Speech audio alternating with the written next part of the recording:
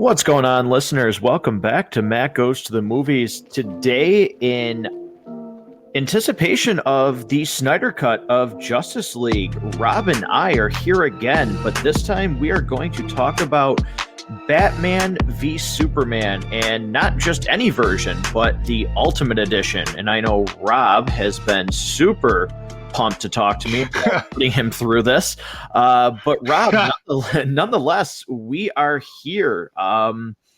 Batman v Superman, and again, the Ultimate Edition, so even longer. How are you feeling right now? Do you even want to talk to me? So this film, look, there's a lot of ways that you can kind of test a friendship to see where you rank with somebody, like how strong your friendship is. You know, if you ask somebody to move and they come over and they help you move, like that's a real test of friendship. Like, so that's a real friend that'll do that for you.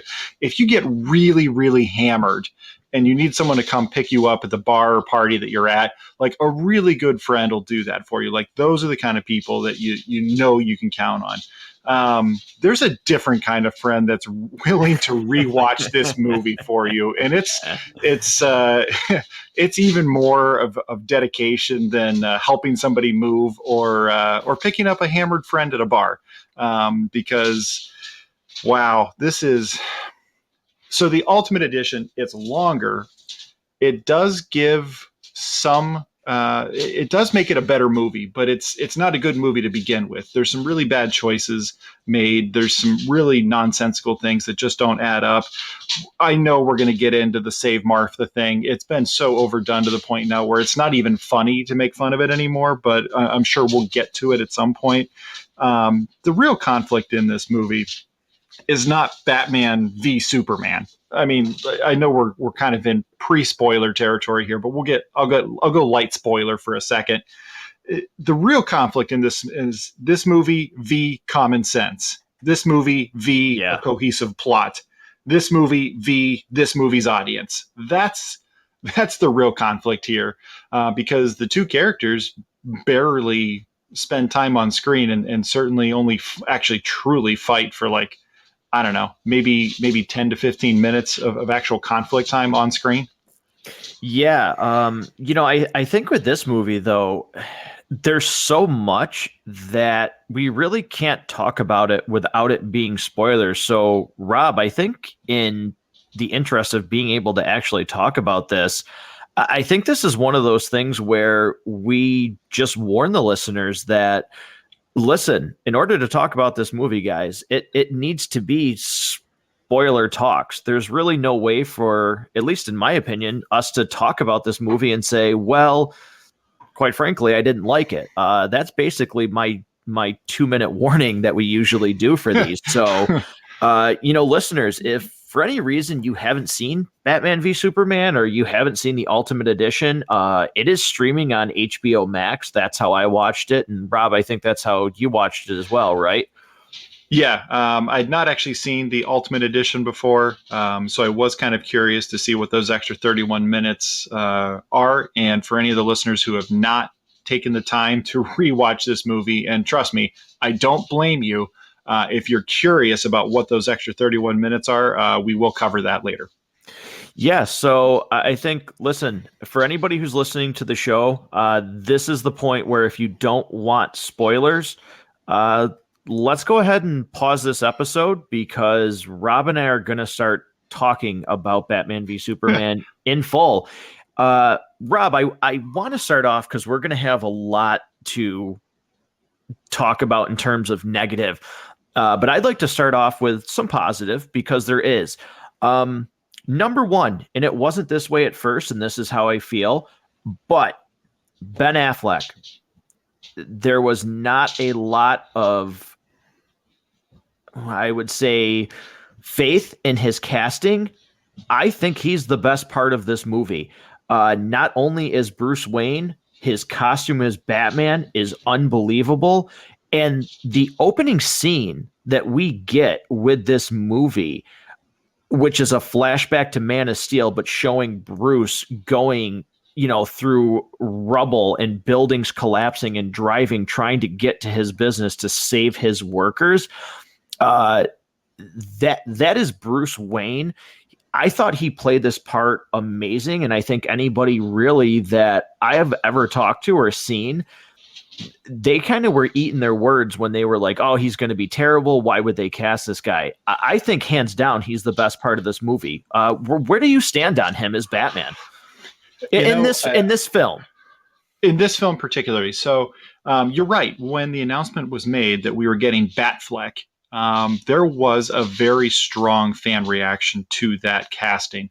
I think a lot of people were thinking back to Daredevil, which was the last time we'd seen Ben Affleck in a superhero role. And if you know anybody personally that remembers that movie fondly, I don't know anybody. You might be the only person I know who knows somebody who likes that movie, because it's pretty much a dumpster fire by all accounts. It is worse than this movie, and I do not like this movie, by the way. So, look, if fans were apprehensive, I very much am kind of a wait and see sort of guy. We've got Robert Pattinson cast as Batman coming up. I believe principal photography has wrapped as we sit here recording today. My initial thought when they announced him was, ugh, the Twilight guy. But then I sort of thought about it a little bit more, and I'm almost always willing to give somebody a chance. I think I'm always remembering the blowback that Heath Ledger got when he was announced as Joker, and people lost their minds about that. And all of a sudden, then the movie releases, and they're like, oh, wow, that was special. Like, wow, how did I not know that? So I don't typically allow myself to have really strong negative reactions to casting choices before we have a chance to see them in action. But to your point, Ben Affleck in this film is actually very good. I enjoyed the interaction between him and Jeremy Irons' character.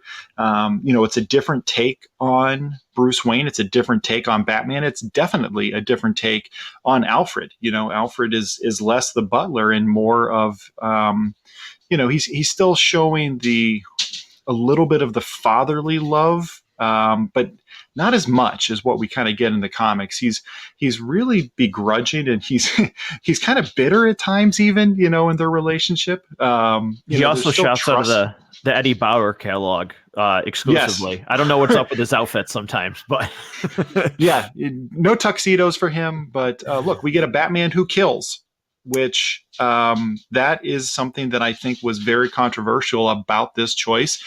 Snyder explicitly came out and said, my Batman kills, deal with it, and was kind of confrontational about it from my recollection.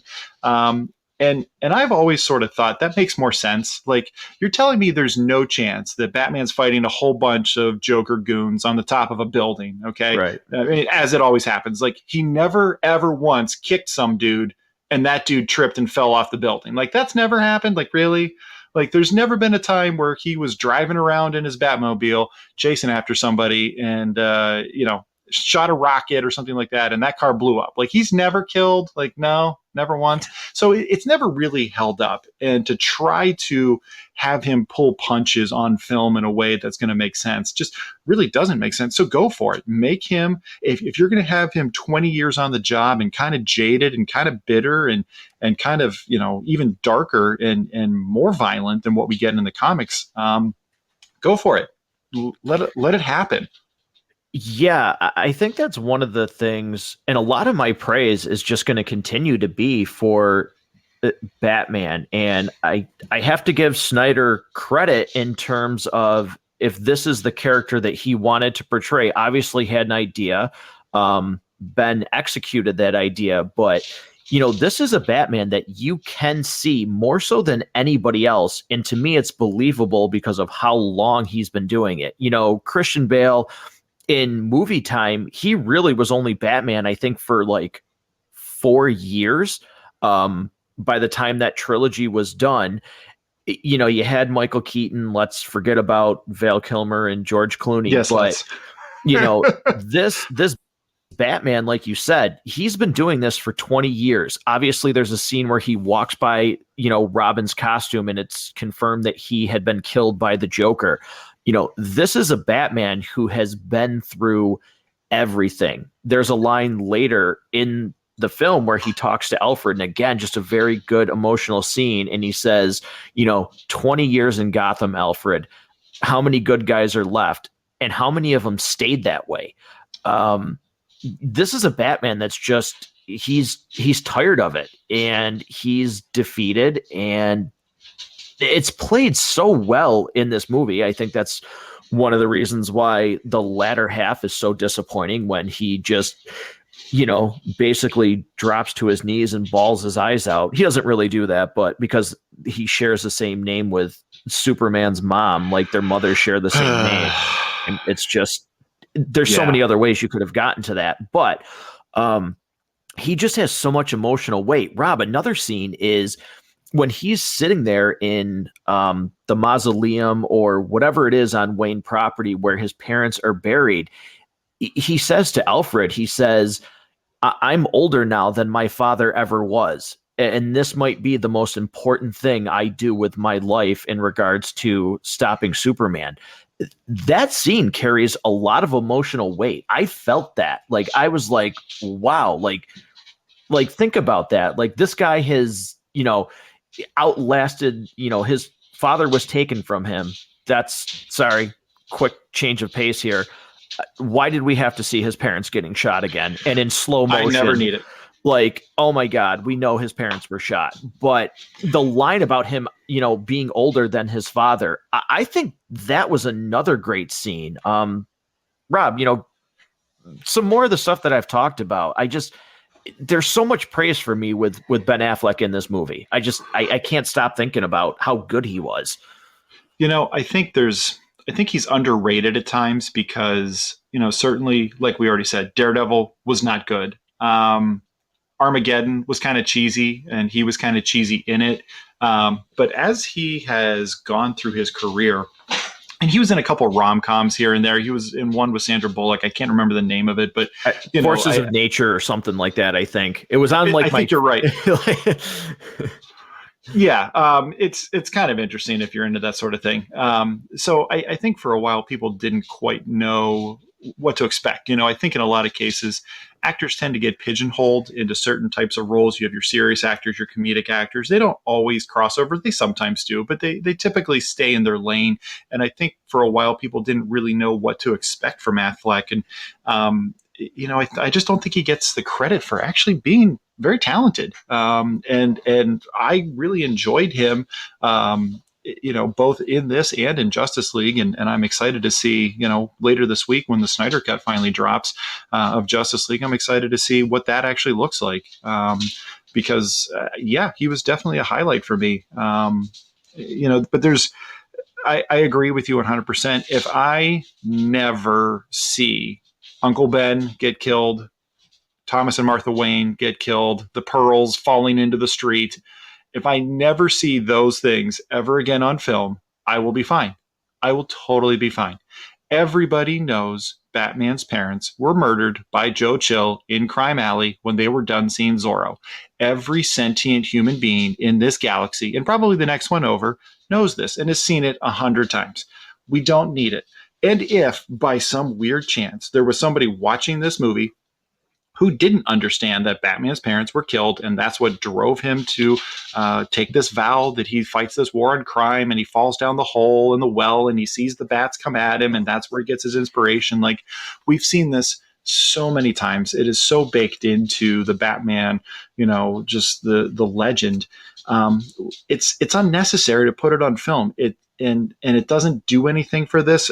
The one thing I will say is it's kind of funny seeing Maggie and Negan from The Walking Dead as husband and wife. Like, that's just kind of funny to me. Right. And every time I see it, it kind of breaks the fourth wall a little bit for me, because that's how I know those characters. That's how I saw them before I had seen this. But I never need it again. We get it. If for whatever reason you don't know it, I promise you have a friend who will explain it to you. We don't need it on film.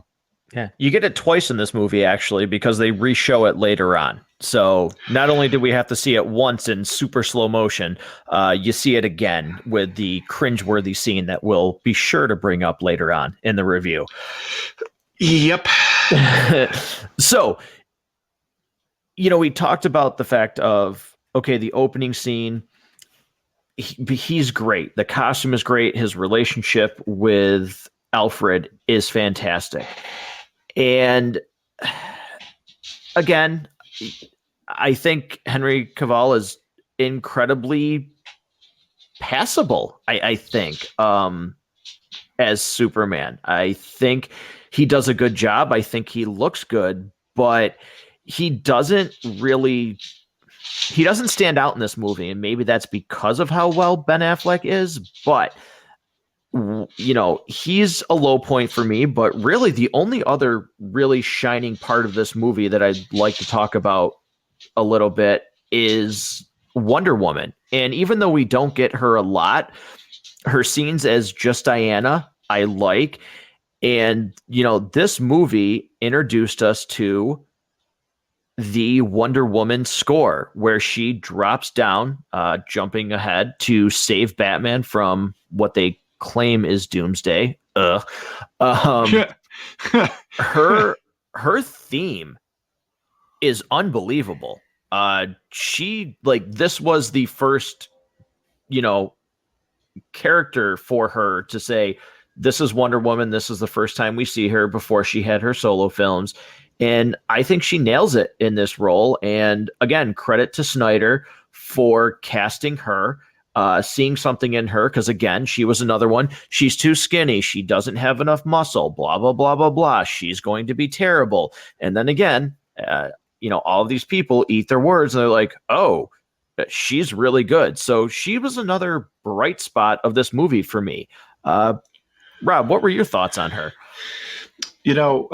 Seeing this initially, Gal Gadot was not a name I was familiar with at all. I couldn't actually tell you anything else she's been in without having to cheat and look it up. But if you think about let's be real. Trying to make somebody look like they do in the comics is not realistic. Everybody in the comics would require 30 years of steroids and kale smoothies to look the way they do. It's just, you're not going to get it. Just give up. Don't demand something that a true human form is not intended to look like. It's just, you're never going to get it. For the people complaining that Gal Gadot is too skinny, what are you going to do about Colossus then? When we eventually get Colossus, how are you going to do that? What are you going? Where are you going to find that guy? You're just going to have the Mountain from Game of Thrones play literally every muscular character ever.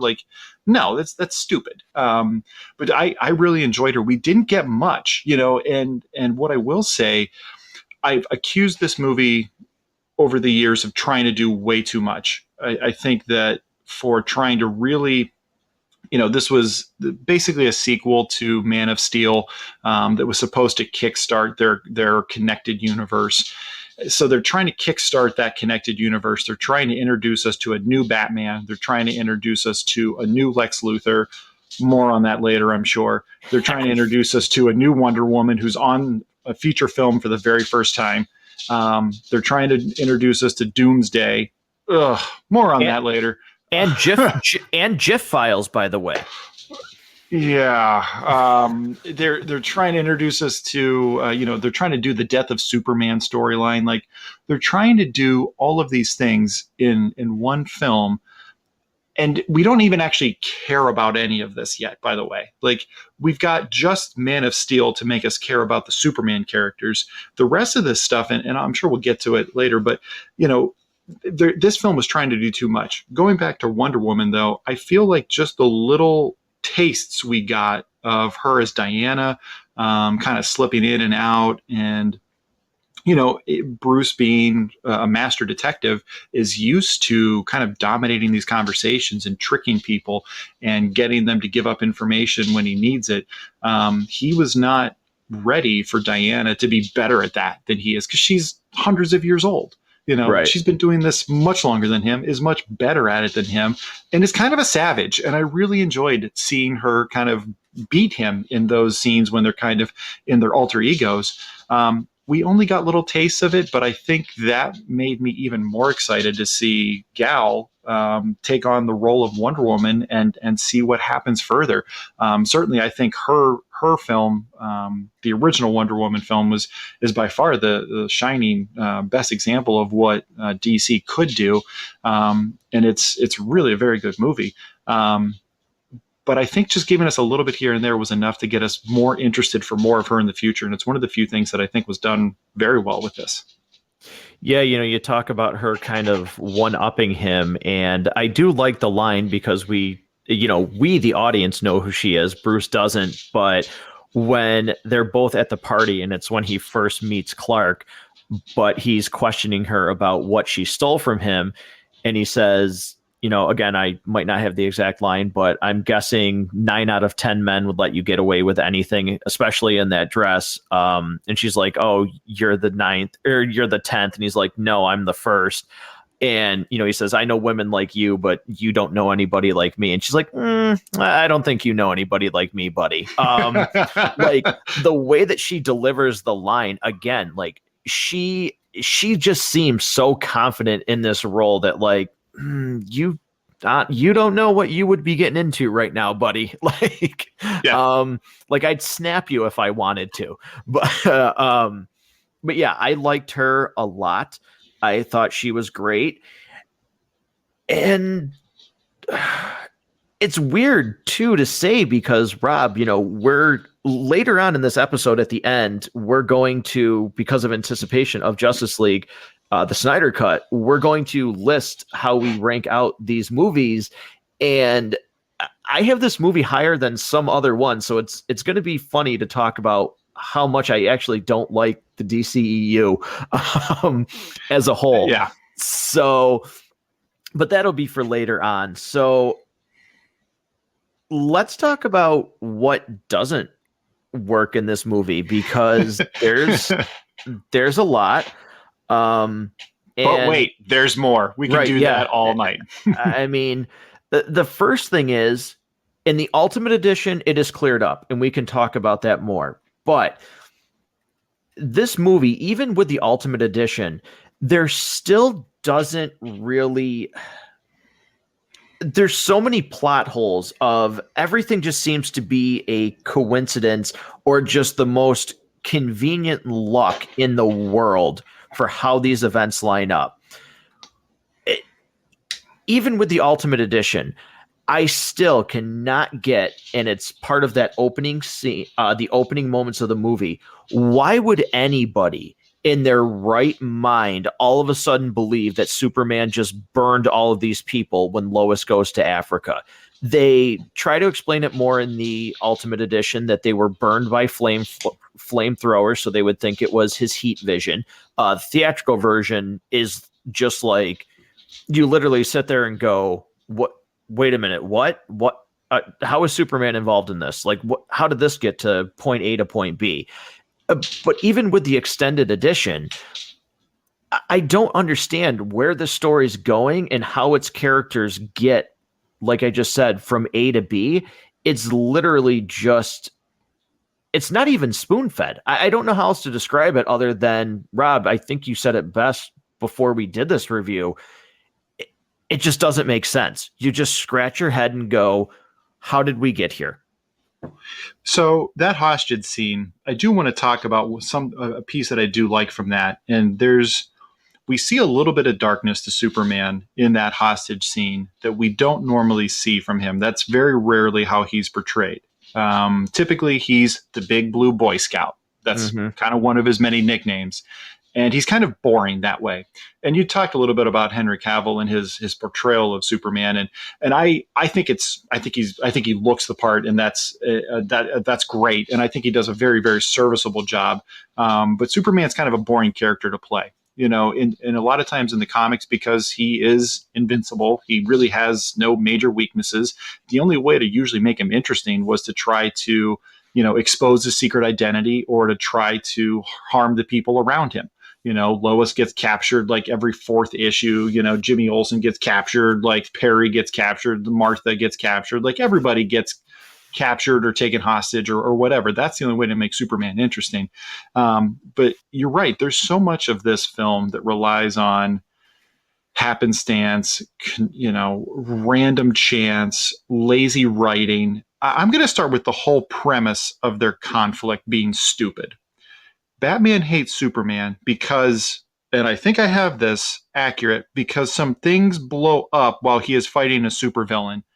Um, that yeah, Batman doesn't have that happen ever, does he? There's never like whole buildings that fall down. He's not chasing supervillains through the city on bat planes, bat boats, bat bikes, bat cars. Like he never has collateral damage ever. Like there's an entire storyline in Bat comics recently. I want to say it was the White Knight series where they talk about the Batman fund that is literally set up to pay for the insurance damage caused by Batman chasing supervillains. Like, so he doesn't understand that when you're fighting supervillains, there's collateral damage, and sometimes these things happen. Like buildings fall because the bad guy was fighting and you had to stop him. Like that's why he hates Superman. Like he doesn't understand that himself. He's been on the job for 20 years and he's a Batman who kills. How does he not understand that? I am I missing something, Matt? You know, I think the more that you watch this, like when I first watch it, I kind of understood where he was coming from. And it was, yes, I may, I have supervillains and things like that. But again, it would be kind of the way it was to me is it would be hard for one of his supervillains to do the kind of global damage that Superman would do. So at first I was like, okay, he's thinking about this as a whole. Like, okay, Gotham City gets destroyed and I pay for it to get rebuilt. But Superman could basically just take this planet and crumble it.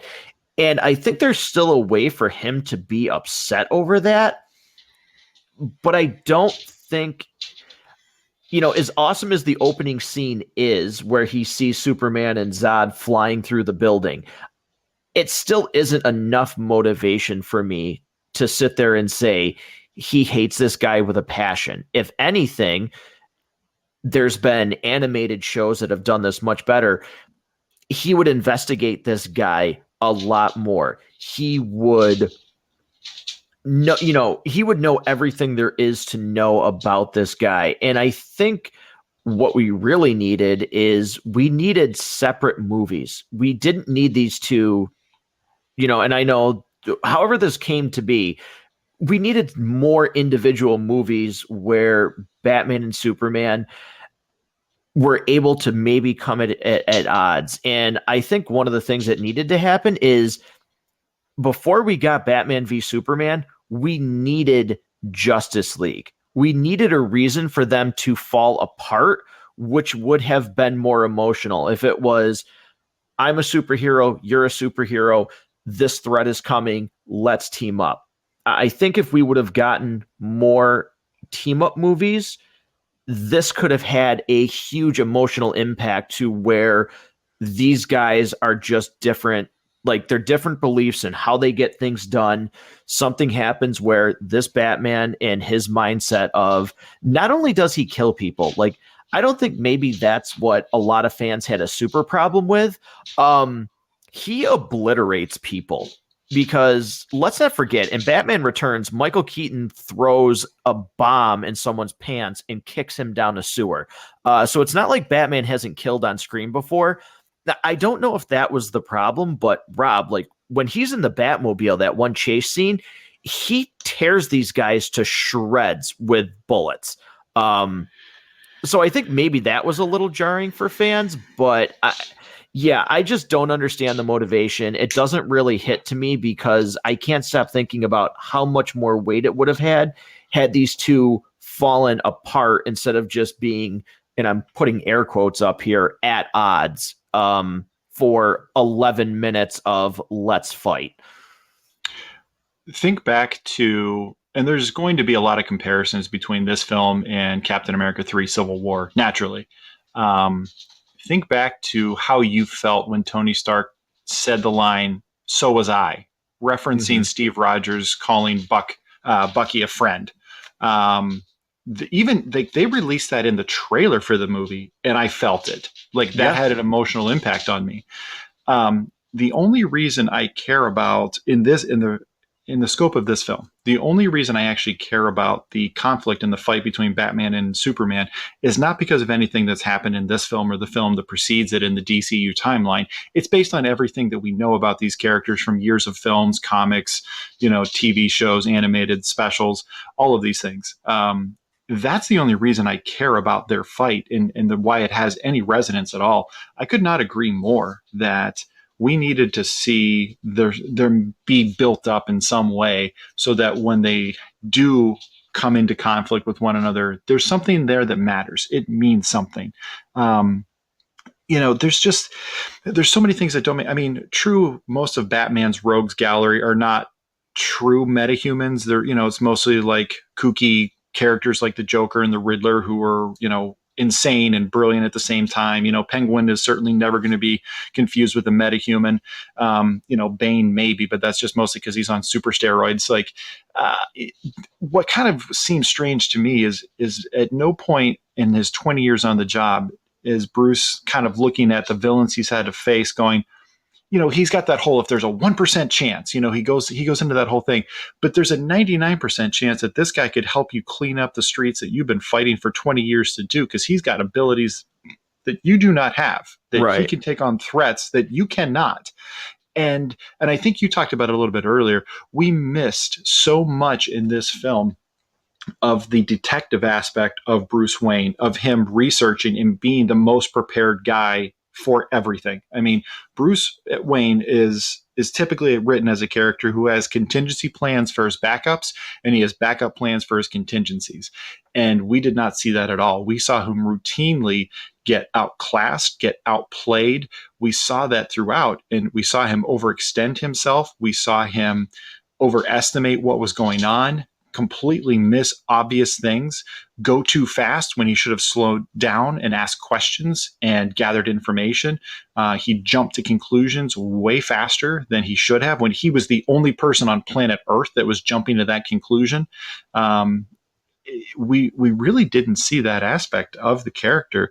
And the other side of this, so Superman just decides because a couple of guys get branded with a bat signal that all of a sudden now that that Batman is this super dark guy who terrorizes the poor. Like he works at a newspaper that's literally across the bay. And I don't know if I really love the fact that Metropolis and Gotham are literally across the river from each other. I'm not sure I love that, but that's minor, I guess.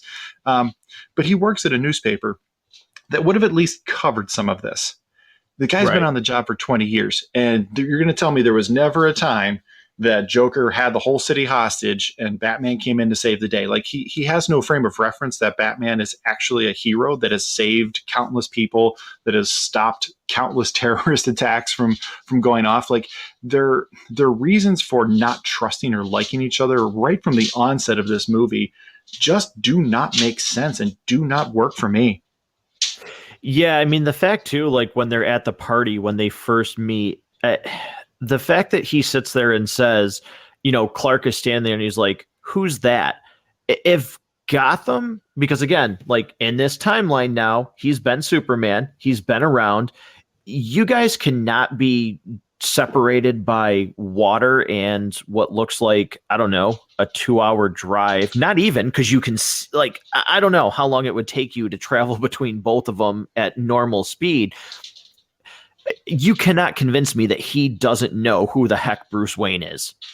And it's not like that line was put in for a laugh. Like Clark Kent doesn't know who Bruce Wayne is, but you guys are neighboring cities and he's probably the richest guy between both of your cities. So how do you not know him? I didn't like that part either. I thought that was extremely odd. And then, but Lex Luthor knows, this guy knows everything in this movie. He knows where you're going to be. He knows what you would think. He knows how you would fight. He knows how to manipulate the guy in the wheelchair. That's another thing. This Lex, and I don't have a problem how he portrayed Lex. That's not my issue. I just have a problem with he seems to know everything for the sake of the screenwriting. There's nothing about him that seems earned. It is. It's very lazy screenwriting. You may not dislike Jesse Eisenberg's portrayal. I think that puts you in the minority Oh, it does. of. Um, I I don't have a problem with wanting to give us a different take on characters we've seen before. I'm not positive who does the bulk of the voiceovers for animated versions of Lex Luthor, but the guy who does most of the voiceovers is fantastic. I think Oh he's the yeah. same one that does a lot of the guy who does all the Lego games. And I think he does most of the DC animated stuff. He's fantastic as Lex, and I would have loved to have had him, if he could have done it. But if you're going to go a different direction, um, I've seen this a lot online when in different reviews of this film.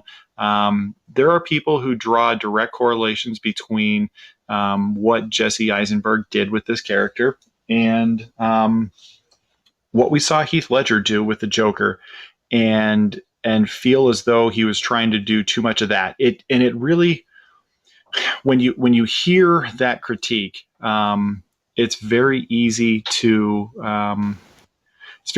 see that and go. It's almost one of those things. Once you've seen it, you can never unsee it now.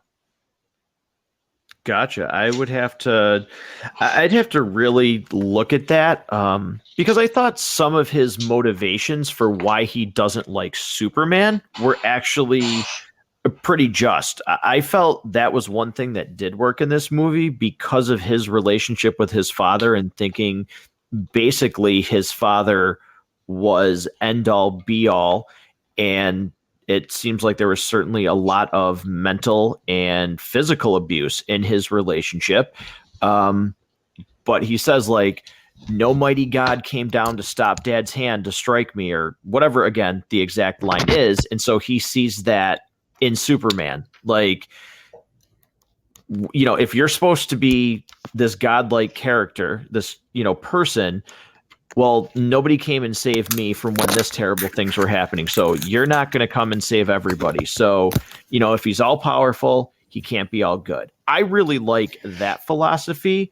But yeah, Rob, like you said, I know I'm the minority where I don't mind his mannerisms for portraying Lex. Again, it's just a lot of the things that happen is lazy screenwriting. It doesn't seem like he's earned being as smart as he's made out to be, especially for a guy who somehow gets a mason jar into a court hearing with Granny's peach tea. Like, I don't know. I've never been inside a government building with a huge meeting before, but Rob, how would that even make it past security? Like, somebody wouldn't recognize that on the desk and be like, that's weird. We didn't authorize that. Like, I mean, why would that? I guess the same way a guy in buffalo horns gets through. I don't know. Yeah, you're It's all painted up. I mean, that seemed to work. I don't know. Yeah, you couldn't be more accurate though about how there's just things that happen for the convenience of the plot. When I see him on screen, I just see him as a hyperactive weirdo, and I just get annoyed when I see him. His metahuman theory of the gods among us, I think, is interesting, but I just really, I just don't like this interpretation. It's, if you want criminal geniuses to appear, usually there's got to be something sexy about them. Like they're smarter than everybody, but there's a charisma that they have that this guy just doesn't. Like, I just want to push him into a locker is what I want to do. I want to give him a wedgie. I want to push him into a locker and tell him to shut up. Like, most of the time when he's on screen, I just can't handle him. Now, you fast forward to that post-credit scene we got with Justice League where Deathstroke shows up, and for whatever reason, he's changed his way he was portraying himself there. That I would maybe be interested to see if he carries that a little bit further. But yeah, you had some great stuff there about the history of abuse and living up to his father's expectations. Some of those things. I don't know if I fully buy into everything. I mostly buy into why he doesn't like Superman. but there's just a lot of convenience for the sake of the plot that just when you stop and ask a question or two, it just doesn't add up. Right, exactly. And I just, again, like, things that don't add up is there's absolutely no reason. Again, this is, as of right now, as we know in this world, this Superman is the most absolutely most powerful person on the planet. And he's made to look like an idiot because, again, I'm sorry, how does he get manipulated by Lex to fight Batman? Hang on, because he's got his mother captured, but the guy who is faster than a speeding bullet can hear everybody.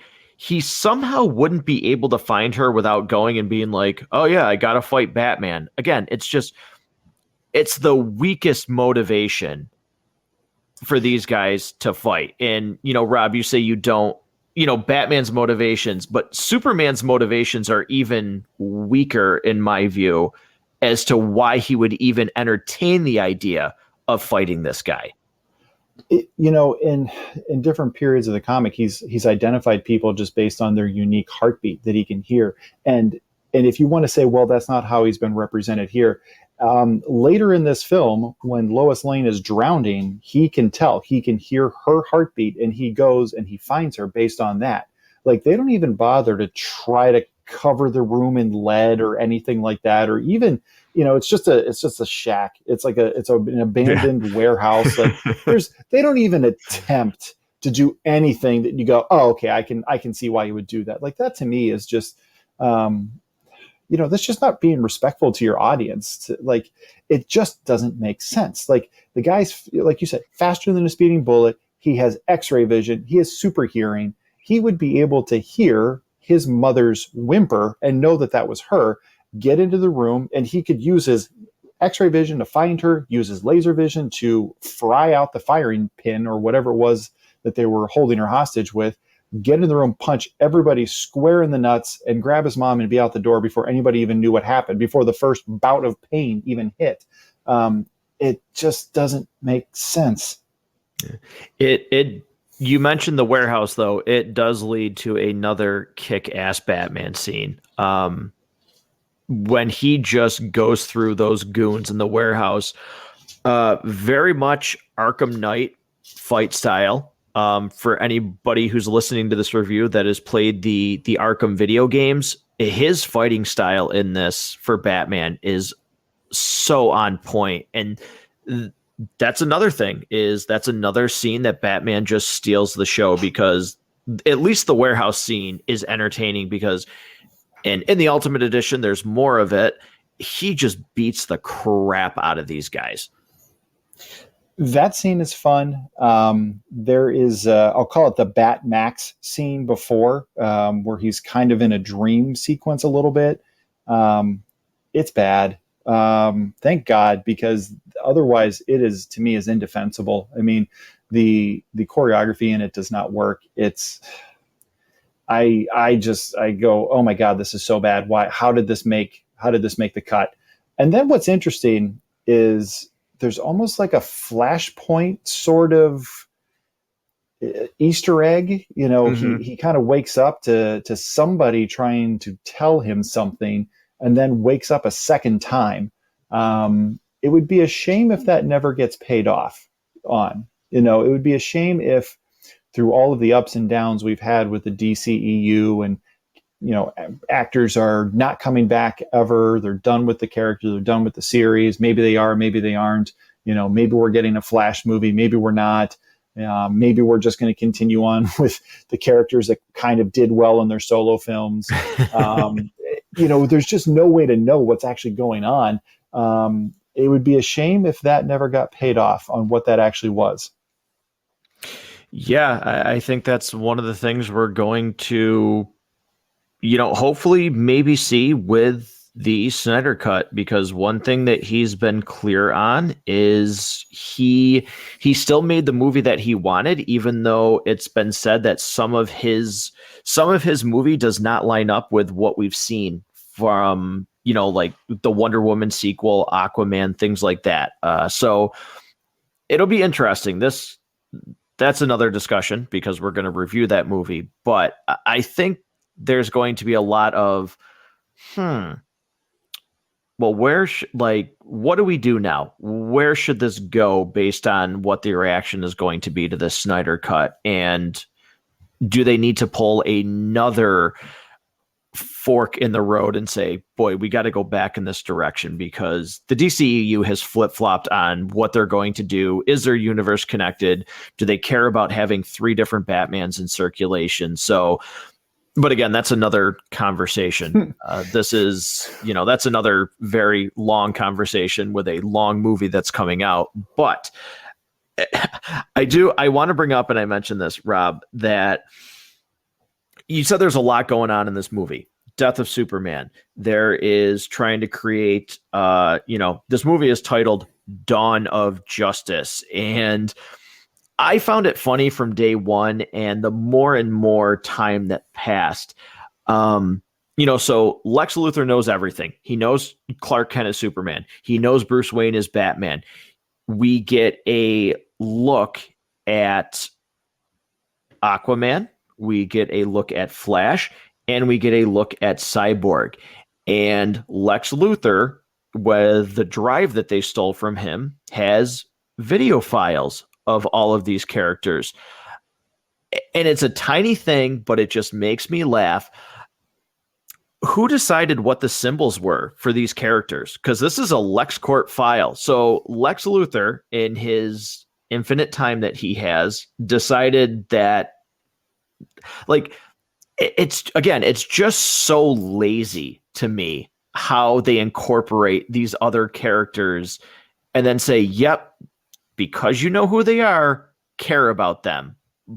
But to me, it comes off as insulting that someone would have made these file images for these characters. I don't know if I'm nitpicking, but it's something that's always bothered me and now just makes me laugh to me, it's just outright stupid. You can clearly imagine Lex going down to some intern graphic designer and be like, hey, take a look at these videos that I got and come up with something that'll be the icon for that folder whenever I go to click on it. Like, make me a logo or you're fired. Yeah. And don't tell anybody, it does seem a bit weird. But you think about other weird stuff, that just exists for the point of this movie. You go back to the party scene that we had talked about earlier. Lex comes over and his exact quote is, Bruce Wayne meets Clark Kent. I love bringing people together. That's a stupid line. Like, that line makes absolutely no sense. Like, a billionaire meeting a guy, and really, as far as we've seen, Clark Kent is not like, a hard-hitting journalist. It sounds like he gets put more on like sports and puff pieces, and he doesn't really seem to get assigned to the big stuff the way Lois Lane does. So that whole thing would just seem stupid and forced only for the simple fact that we already know that these characters are Batman and Superman. And it comes across and it's so lame. And then he goes and shakes hands and he says, strong grip. You should not pick a fight with this person. It's just so on the nose and lame. Like, there's so much of this that's just bad. And then right after that, we get the Day of the Dead scene. And they're all like, Superman saves the girl from the burning building or whatever. And there's all these people like crowding him in this very much built only for a camera shot for a movie kind of look that, like, people don't actually crowd around in real life that way. Like, it's just, the movie really starts to fall apart. I think there's interesting things that happen. And as I was sitting there doing my rewatch on this, I was like, I started off the movie going, why did I not like this so much? Like, yeah, this doesn't really make a lot of sense, but like, why exactly did I not like this? And then from about that point onward, I start going, oh yeah, that's dumb, that's lame, that doesn't make any sense, this is stupid. And it just, the hits keep coming from right about this point, at least for me.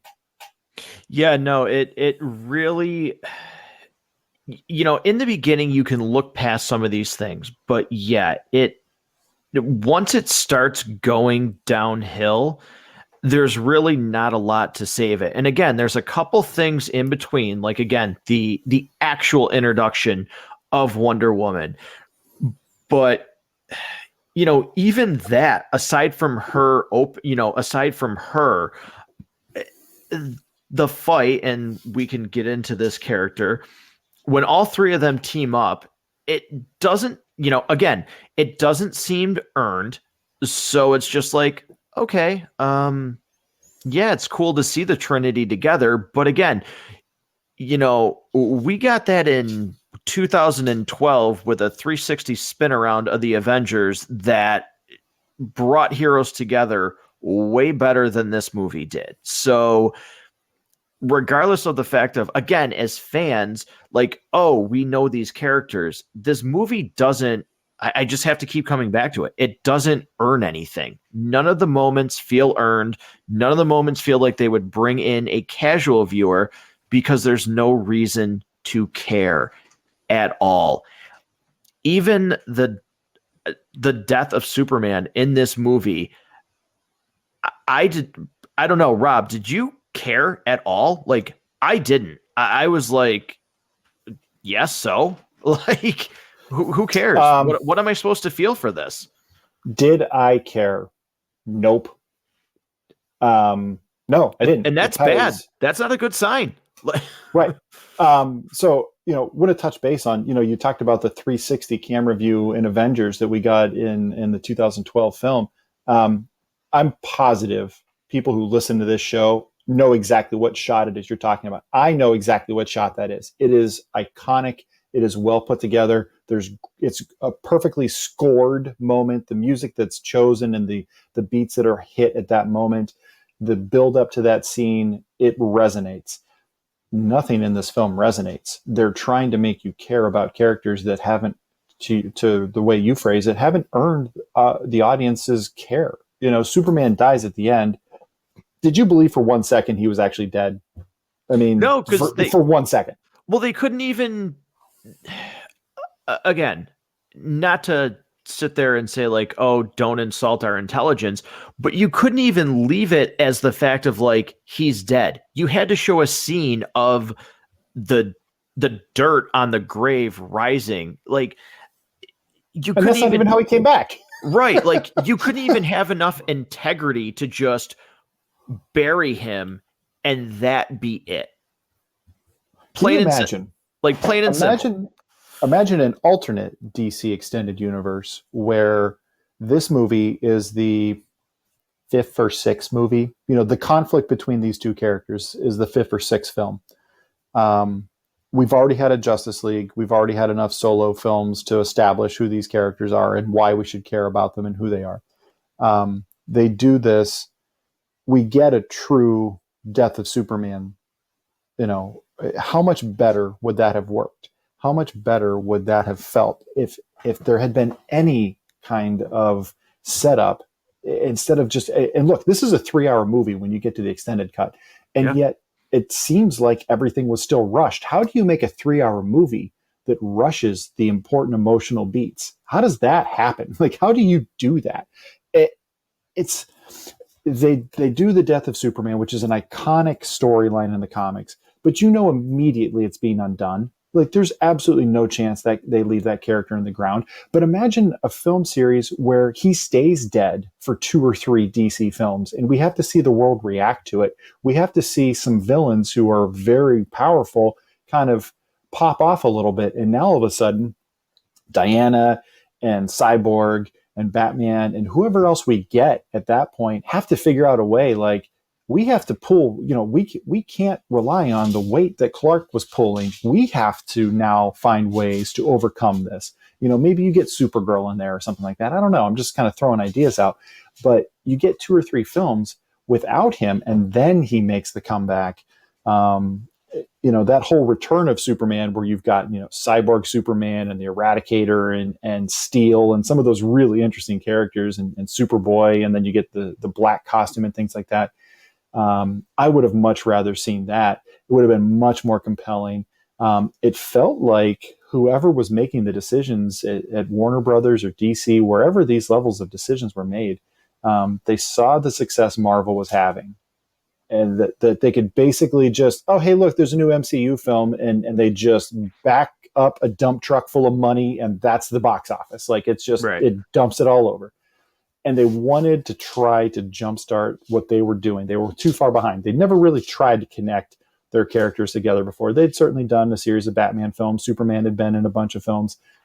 They'd never really tried anything to this level. I mean, they had in an animated sense, but nothing live action.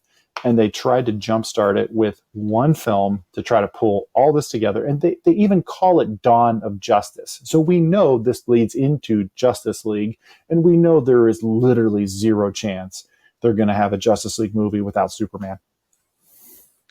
Yeah, it's pretty disappointing. And okay, so you talk about the death of Superman and iconic, and we get Doomsday, their version, which also too, the marketing for this movie is odd, because the last trailer, now Rob, I don't know if you remember this or if you even saw it, but you literally, the last trailer that they released for this movie, if you watch that, you know exactly what is going to happen in this movie. Even in the Ultimate Edition, you can say, okay, this is the beginning in the trailer. That's the beginning part of the movie. This is the middle, and this is the end. Like, to me, they, as bad as this movie can be, they cut their own legs out from underneath them with this final trailer when they released the movie, because once the movie gets going, you're like, oh, well, everything in between what I saw in the trailer is literally filler. There's nothing of substance at all. And to me, that was another huge mistake that this movie made. But you waste Doomsday, and by the end of his transformation, he looks a little more in line with the character, and there's a good design there for part of it. But again, just, I don't know. Is that earned? Nope. It's just, well, let's throw it in there. Like, we have to do something. And you get him, and I'll let you talk about that before we get into something else here that is just, I think, is going to be the crux of why everybody was upset. So yeah, apparently the way you make a giant creature like that is you take Kryptonian DNA and you cut your hand open and kind of squeeze it a little bit in Kryptonian water, apparently, and Right. And then it'll create an embryo of some sort that like grows really fast and gets really bigger than the Kryptonian guy. I don't know. Why is there no security on this ship? I know he cuts off Zod's fingerprints, but the computer calls him Luthor. Like, if you're that far in intelligence, how do you even let this guy make Doomsday in the first place? Yeah, there was really no setup for why this makes, like, if you sat down and just had Zack Snyder sitting across from you and could ask him some questions, I don't even know that he would have answers for some of this. Like, well, we just needed to get Doomsday out there. Like, you really didn't, though. Like, could this movie have been made and been better if you did not have Doomsday? That plot was completely out. It was something different. So anything. Could have been anything. It was a showdown with Luthor. He doesn't even have to be in his green power suit. But it would have been cool. Right. Like, that would have been a million times better. You still kill Superman if you really have to. I wouldn't have, but you still kill off Superman if you really want to, and you don't need Doomsday, and he looks terrible. It makes no sense. He all of a sudden just starts releasing kinetic energy for some reason. Like, it was great. Is there's a line from Anderson Cooper in a cameo. It says, "It's not clear what just happened." Yup. Yup. Hey, Anderson, by the way, it's not just the characters on TV. It's those of us sitting in front of our TVs as well. It's not clear what just happened. Like, you could say that through a good bit of this. Abomination from the Hulk movie looked better as Doomsday than Doomsday did as Doomsday. And even when he kind of gets more of like that crystalline diamond form, it looks bad. I don't like either character design, the first generation or kind of the evolved one. It looks a little more like what I want, but it's really bad, and they cover up a lot of it by having that scene at night with rain and stuff like that, but it's still not good.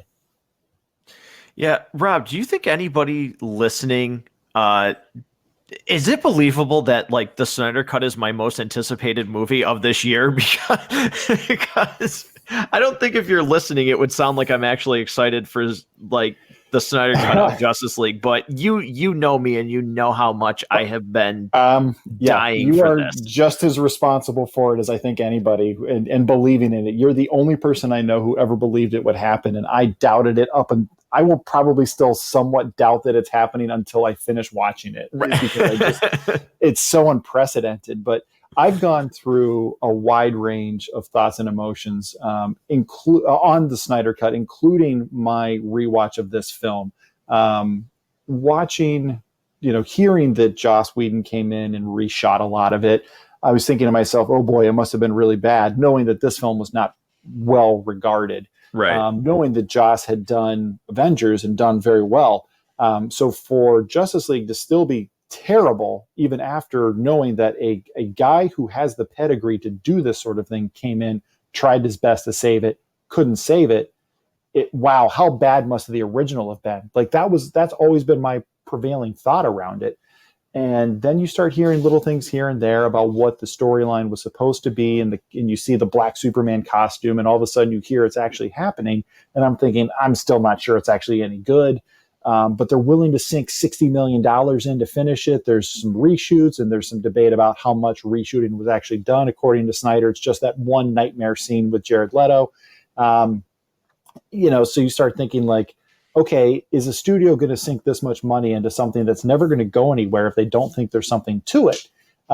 So I start thinking maybe it's going to be good. Like I've gone up and down, and then you start hearing very recently, no, guys, this actually is really good. And that's what you and I have been hearing for the last several days. So I'm thinking, okay, maybe this could actually be really good, even though we've heard from Warner Brothers executives who have said, it's terrible. It's really a waste of money. We're not doing anything else like this ever again.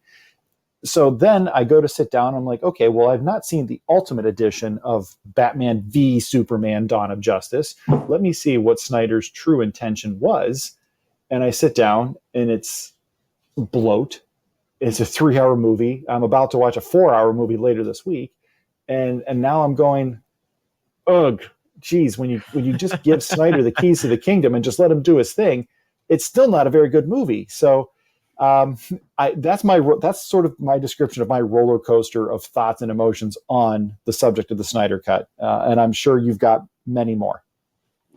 Yeah, that'll be an episode that is going to be very interesting. But again, that's another episode.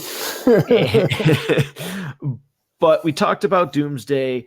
We talk about Lex's plan. We've talked about a lot in this. And one other thing that we haven't touched on yet, which was just like you said, it has been memed to death. I have heard people argue for, like, I have seen people that argue on the merit that this makes so much sense. It's like, if you don't understand why Batman would change his thought process, you don't understand the character and you don't get the direction. And sure, I will be that person.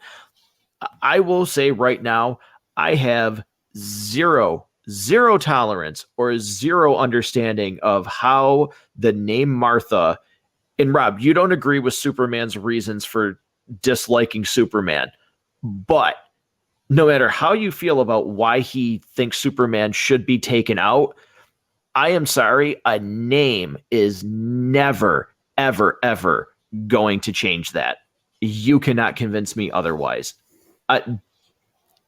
Every time I see it, I just go, how did this get filmed?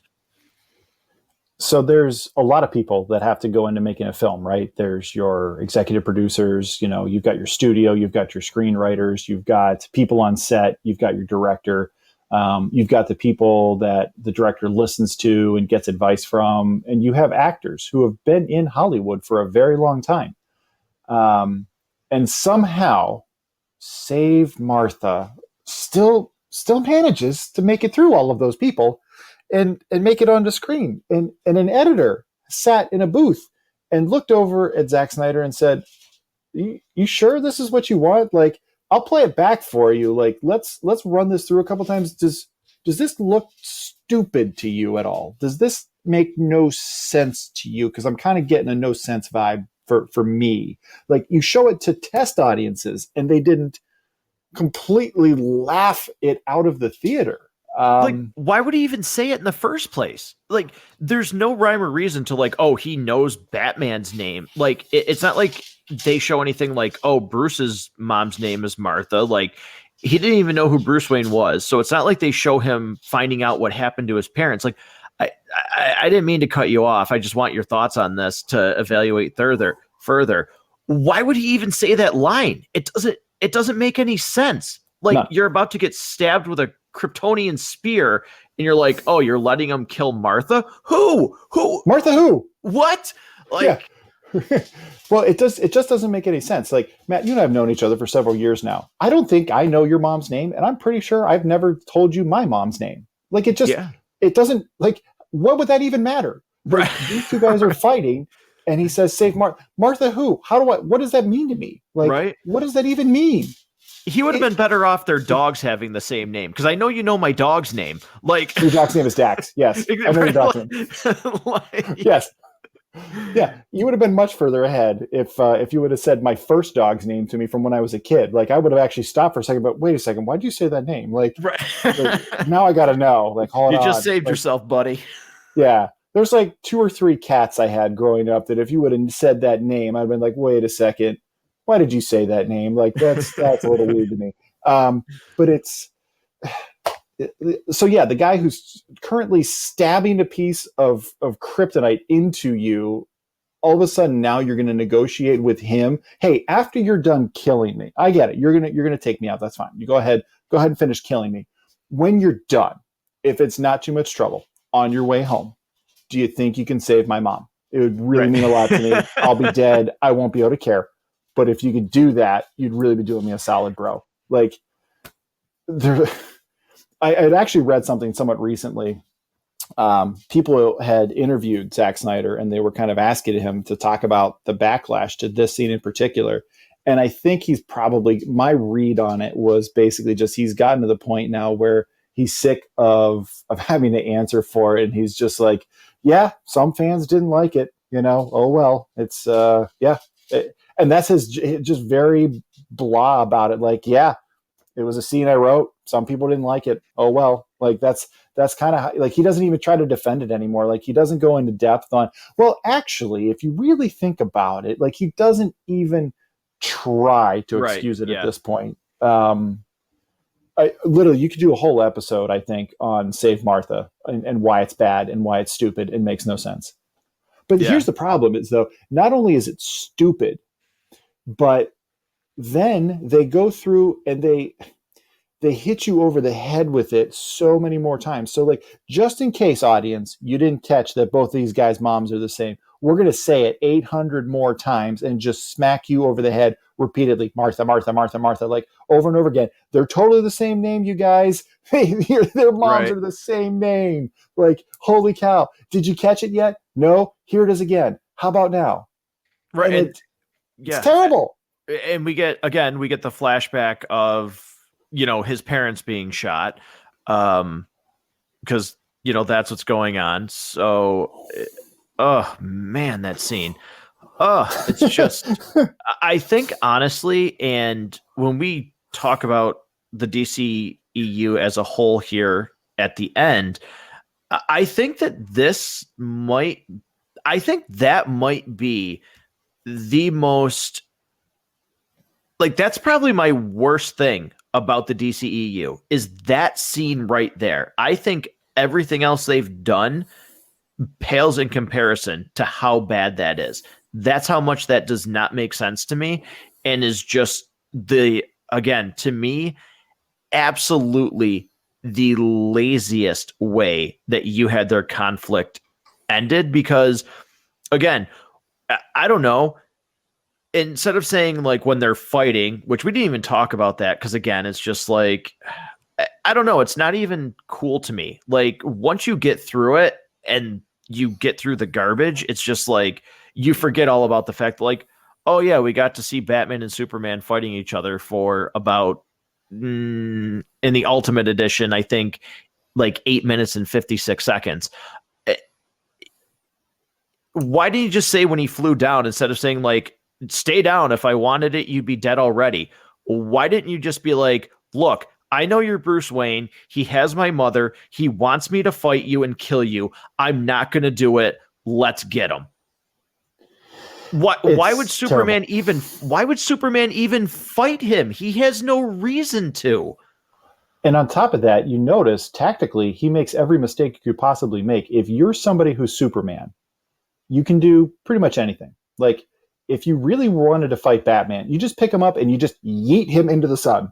Like you just throw him into outer space. Like he's a human. He's got no abilities beyond that. I just chuck him right in outer space or throw him in the deepest, darkest part of the ocean. He's in heavy armor. He'll die like immediately. Like it's so insane that it's even close. But for him to even get close enough, he keeps walking up to Bruce and getting in the range of what Bruce can actually do with his handheld weapons that he makes himself. Like he just keeps making every mistake you could possibly make and not even regarding Bruce as somebody who's pretty smart and has a plan for this, which talking about things that don't make any sense. So right at the beginning of this, as he's laying all his traps, he takes the spear and he shoves it in the ground in a random abandoned building, like 4 buildings over from where the fight starts. Because I know where know? How does he know? How does he know that's where it's going? Right. That's so stupid. The trajectory of the fight takes any other turn, and well, I'm screwed. But somehow your one weapon you have to kill for sure your enemy. I'm just gonna plunk it in the ground and hope we end up here. What? Right. Yep. And then let's not forget. Again, like with this weapon. Again, just lazy screenwriting so Lois can be in the picture to have screen time. And this is nothing against her. I think she was really good in Man of Steel. She takes a huge, to me, step back in the next 2 movies. So this and then Justice League. It'll be interesting to see if she has more of a role in the Snyder Cut. But let's throw the spear into the water just so she's relevant again in 10 minutes. Like, again, for a MacGuffin for Superman to be like, oh no, Lois is in trouble. I have to go away from the fight. So there's a reason why, Batman and Wonder Woman have to be involved. And she never even knows that she needs the spear again. And maybe I missed something, but at no point is anybody like, hey, Lois, you still got that spear? No? You chucked it in the water?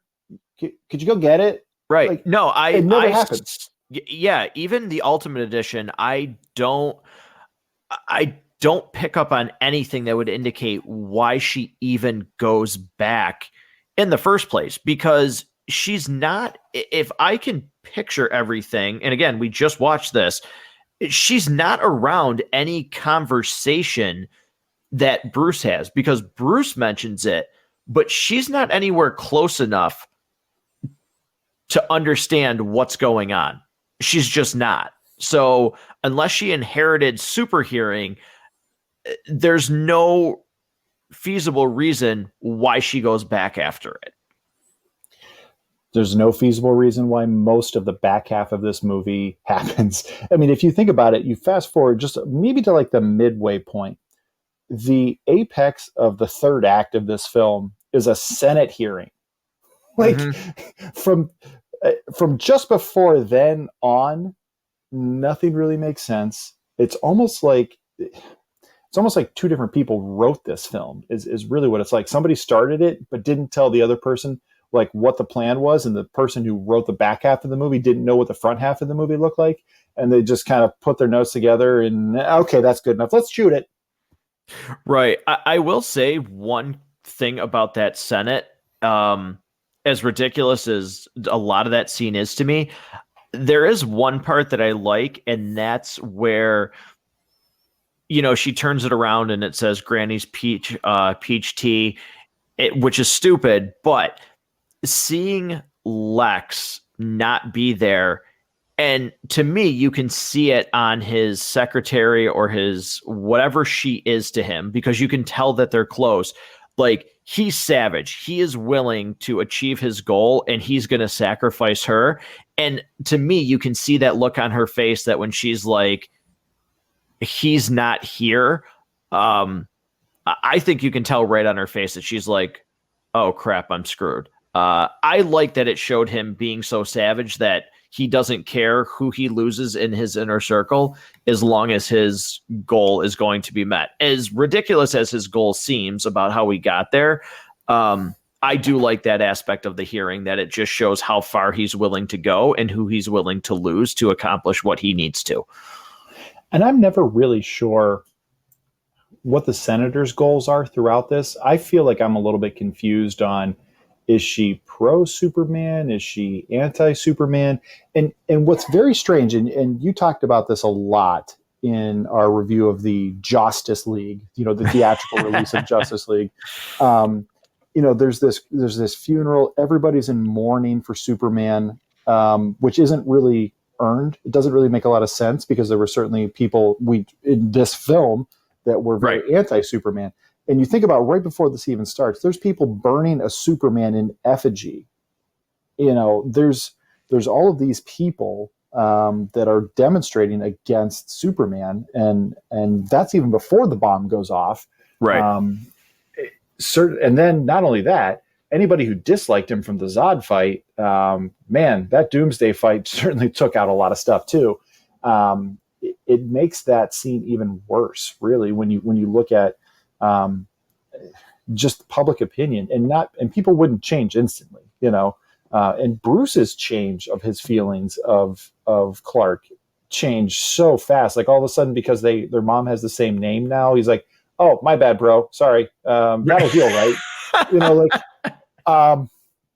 And then they're boys, like, just that fast. Like, whoops. I just save Martha. Oh God. Like, this is literally you said it's a low point of the DCU. I'm going to take it a step further. Unless you can think of something else, I'm going to say that is the worst decision in the history of superhero films. I'm going to call Save Martha a worse decision than putting nipples on the bat suit in Batman and Robin. I went there. I said it. I said what I said, Matt. I said it. Is it worse than Catwoman with Halle Berry and her grinding on a teacher in front of students? I've never seen that film, and I'm not sure that I have a reason to. Especially now. That's a legitimate clip. That's a legitimate clip where she plays basketball with a police officer in front of children, and they're literally like dry humping each other on the basketball court. And in one scene, he lifts up his shirt to like fan his abs down to, but you haven't seen that scene. So I respect your opinion on why this is the worst thing to happen. Sounds like a bad scene. It's pretty bad. At least the bat nipples, when you look at the DVD extras and you hear, at least there's actually there's a reason behind why he did that. And although it's stupid, at least his reasoning makes sense. This makes no sense why this would be the catalyst to be like, yeah, we're done fighting. But I've said enough on that. I'd like to just take a second and acknowledge that you are the only person I know who would have watched the DVD extras on Batman and Robin to begin with. Oh, God, secondly, I love it. And secondly, you would have watched the one specifically on costuming and remembered the fact that they talked about the decision to include bat nipples on it. You're the only person I know, Matt. It's just you.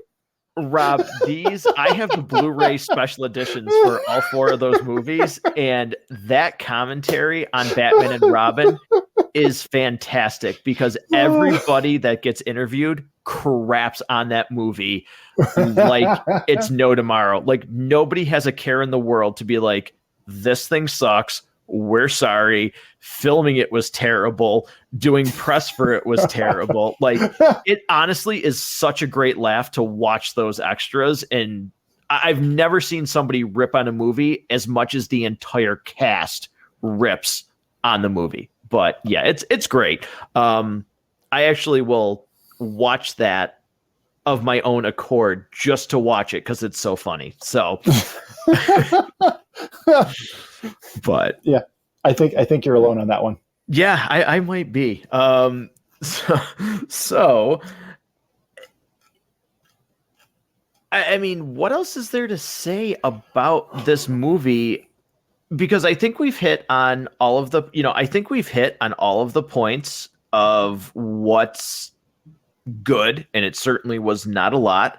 What is bad? There certainly was a ton.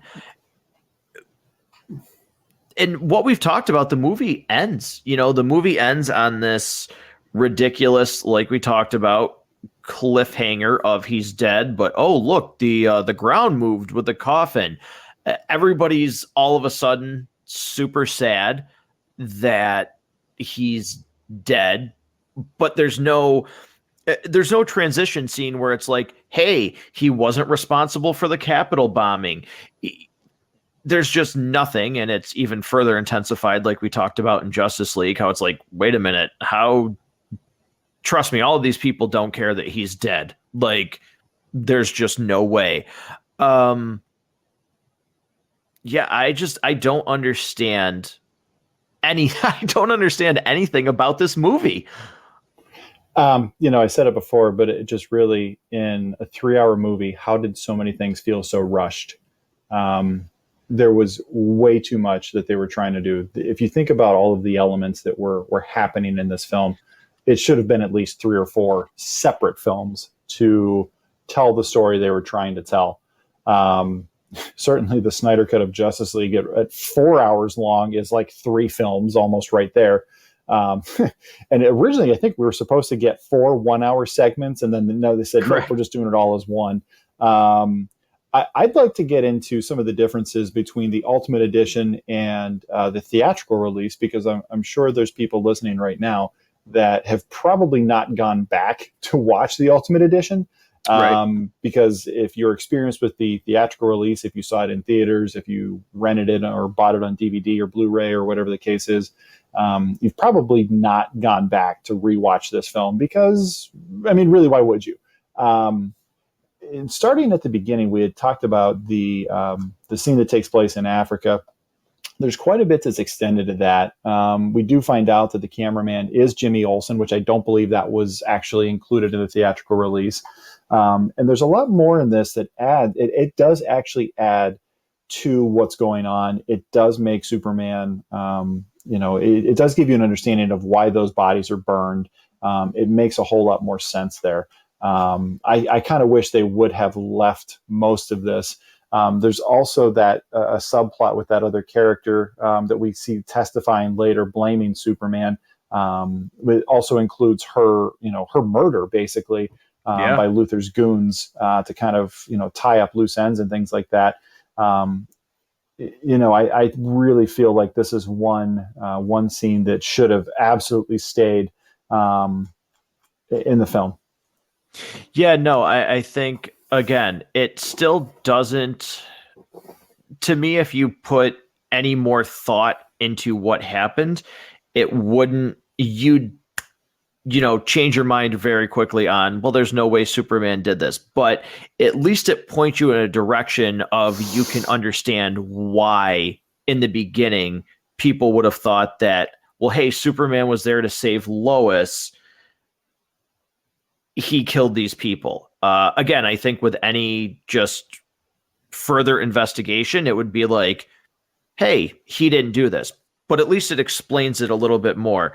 And I do think, though, the subplot with her feeling guilty about testifying and everything, that is a good character moment. I think that adds some, emotional weight to the film. I like that. And again, Rob, we talked about this. I understand when theaters were in style, so to speak. Rob and I live in New York State, where in Buffalo where things are closed. We can't go to movie theaters. I have friends that movie theaters are open and they've gone and see things in theaters. And I understand that movie theaters want to hit a certain runtime and they want to get in so many showings that they can. But I'm always very confused as to a studio's decision to say, let's cut things out that deliberately make our movie confusing to the detriment of people that would go see it. And to me, even though it doesn't make it an incredibly better film, that's what this is, Rob, is the studio purposely cuts things out that make a confusing film even more confusing, which is going to damage your audience in the first place. I don't understand that. Especially when you're trying to use this film to jumpstart your connected universe.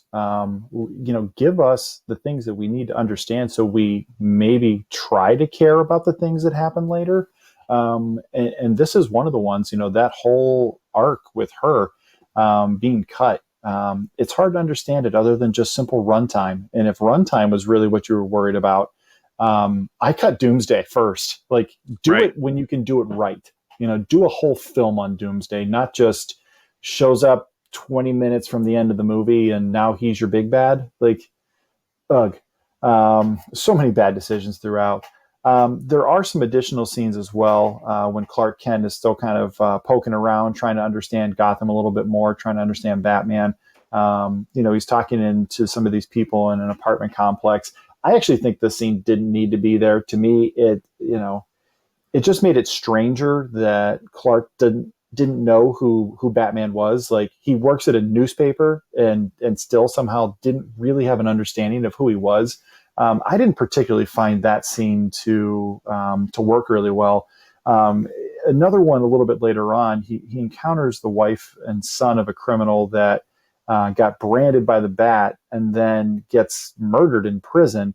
Which, by the way, the prison murder, I don't understand what the point of that was. Like, so you got beat up by Batman and you go to prison and people stab you for that? Like, that doesn't make sense. Like, 3/4 of the dudes in there got beat up by Batman. Like, so you get stabbed for that? Like, that made no sense to me.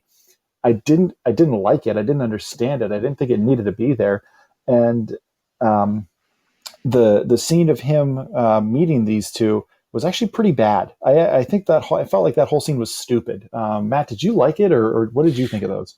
No, I don't like it because I feel like it further solidifies.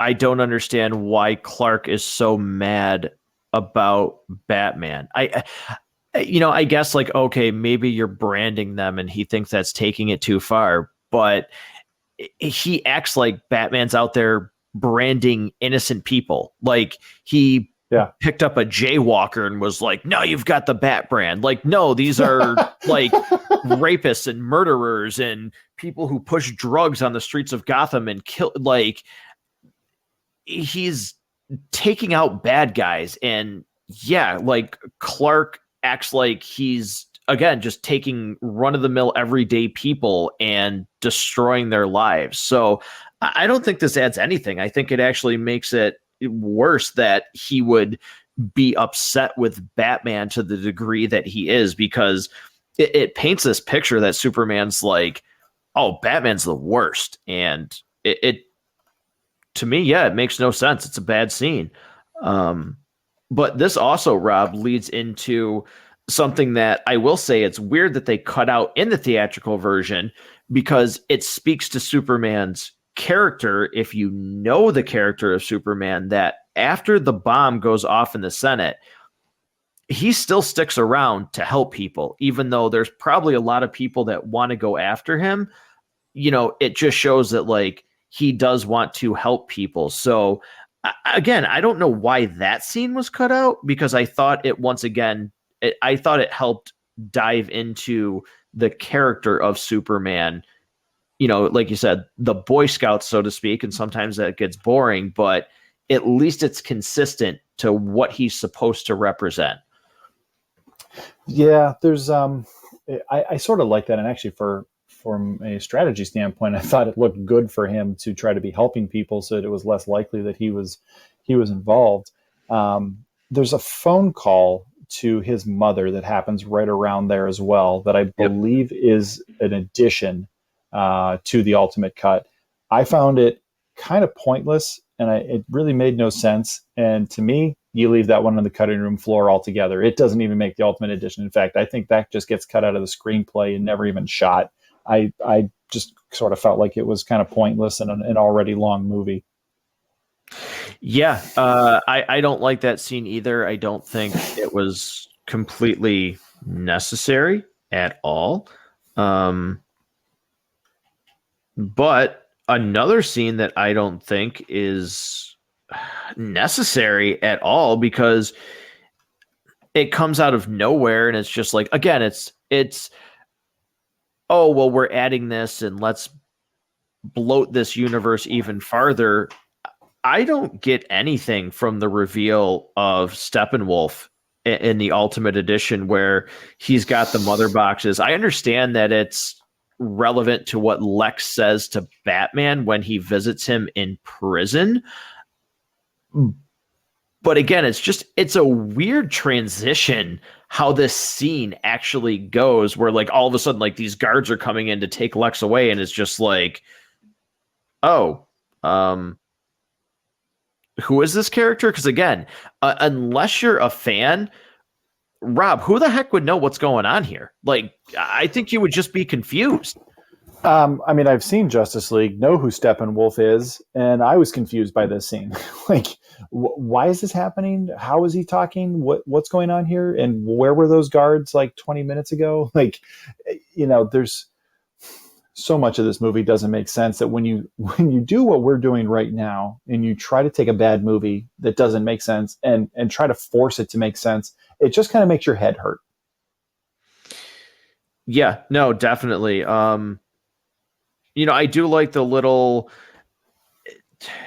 a little bit more about Lex pleading insanity and, trying to get out of his sentence and going to prison. But we get that scene with Batman and Lex where he tells him he's going to go to Arkham, which, could have been a huge thing for, in some media, the Joker and Lex team up. And where is the Joker in this universe? And again, there's so many little things, but just so many, because of how the DCEU turned out up to this point. It's just, there's so many wasted opportunities. It's like someone saying, oh, you're drowning, here's a flotation device, but I poked a hole in it. Like, what? Like, I'm not actually helping you at all. And that's kind of what this movie feels like is, again, here you go, but there's no substance. Like, this isn't going to sustain you. It's kind of a mess overall. And we sort of talked about it, both with the Justice League episode and here, that nobody's really sure what's going on. The DCEU is dead, then it's back, and then people liked certain aspects, and the Snyder Cut's happening. So now the Flash movie's back on, and all of these characters these actors that said they were walking away from these characters, Ben Affleck is back as Batman, maybe, but then we'll also have, we'll have Batfleck and we'll have Battinson all at the same time in separate universes. And there's a Joker universe too. And none of it's necessarily connected, but they've said that they're just going to focus on making good films and not necessarily trying to make it tie together, which I think is disappointing, because I don't necessarily need every single one of these films to tie together perfectly. But when they can make it work, as we've seen with the MCU, holy cow, what an unbelievable fan experience it is. When you have something consistent, cohesive, it makes sense, it ties together when appropriate, and you can get something like Endgame. We're never going to get an Endgame moment in DC. It's not going to happen. We will never feel the way we felt about a DC character dying the way we did when Tony Stark did. I don't see it happening. I don't see how it happens. My theater was... the first night I went to see it, my theater was dead silent. The second time I went to see it, I went with my two sons and my mother as well. And I already knew what had happened, obviously. And when the snap happens, I immediately turned over, and I'm not kidding. Like, again, this theater was just, it was dead quiet. Like, everybody was just like, and then you start to hear the sniffles, and then you see people like rubbing at their eyes, and it didn't matter who you were in that theater. Nobody wanted that scene to happen. And yeah, I don't see anything that could happen in the DCEU that would get that sort of reaction. They've not set it up that way. Maybe we could have gotten there, but this film that we're currently discussing should have been like 3 or 4 at least, spread out over a longer period of time. Let us get to know these characters. There's even a scene earlier in this film where they try to make this world feel lived in, which is typically something I like. I typically enjoy that. But they show you a Robin suit. The joke's on you. Supposed to be building this world, supposed to be making you feel like it's fleshed out, and it just falls flat. Like, yeah, we know Jason Todd was murdered by Joker, and Zack Snyder's actually said, no, that wasn't Jason Todd. That was actually Dick Grayson, the original Robin who would go on and become Nightwing. Why that makes a difference, I don't know, because we're never going to probably get paid off on that actual moment. There's just nothing that makes you really feel anything about these characters. It's too rushed. Yeah, 100%. I totally agree. Anything else you want to bring up about the differences? Because I think a lot of them, for me, they still don't. The rest of the stuff still does not add anything for me. No, I think we've covered. Everything we need to as far as the differences between the ultimate cut and the theatrical release.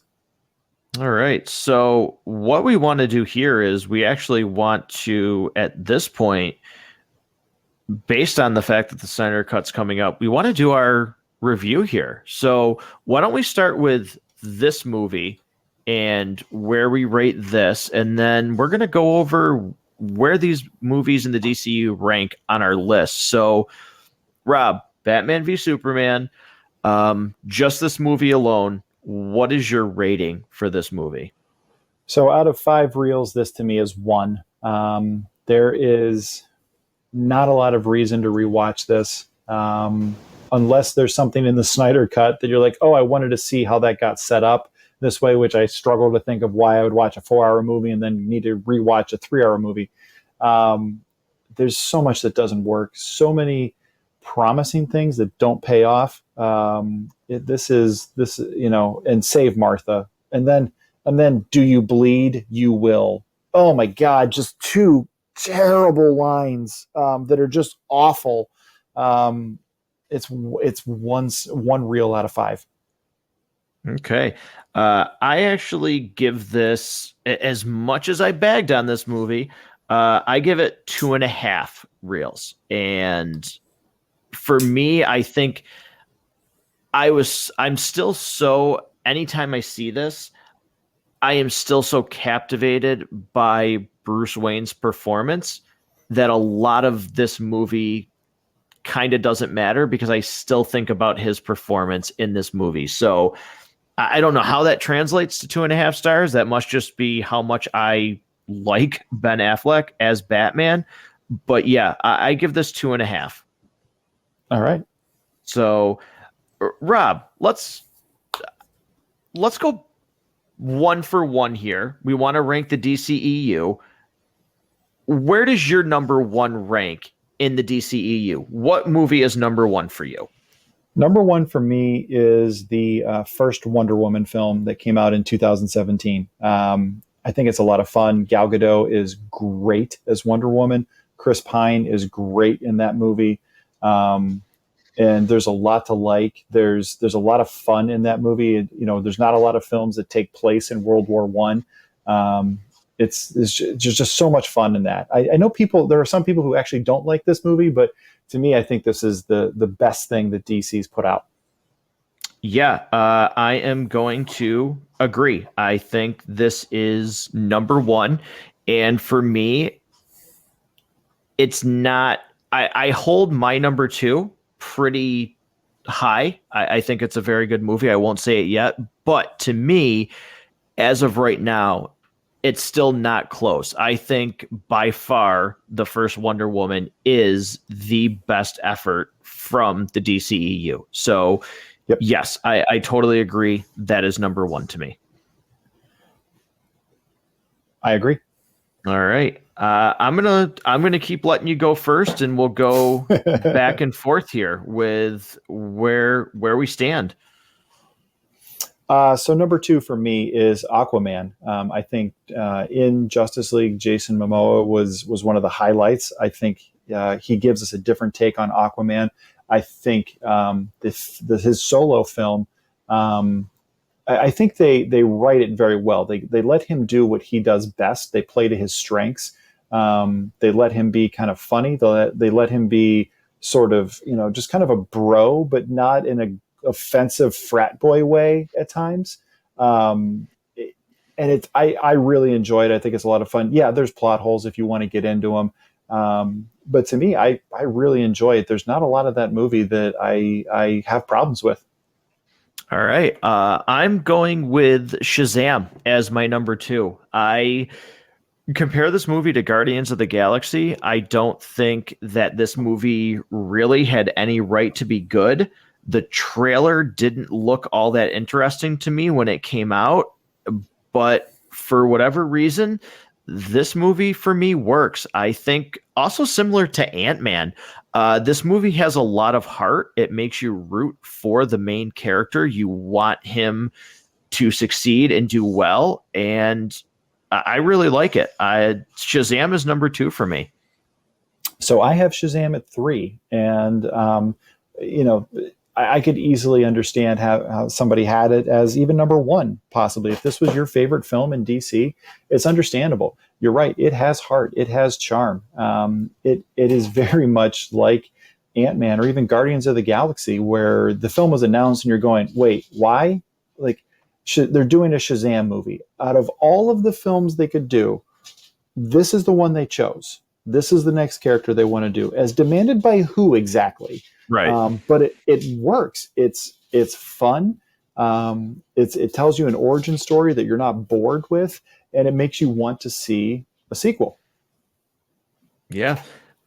So my number 3 is Man of Steel. This is a movie when I first saw it, it's not like I didn't like it, but I wasn't a huge fan. Going back and watching it, I do appreciate it a lot more. I think this is one of the things where definitely Henry Cavill shined as Clark and becoming Superman. I think there's a lot of positive story beats to this. I do like Kevin Costner in this role. Man of Steel for me is number 3. So I have, and I'll talk about Man of Steel when we get to it.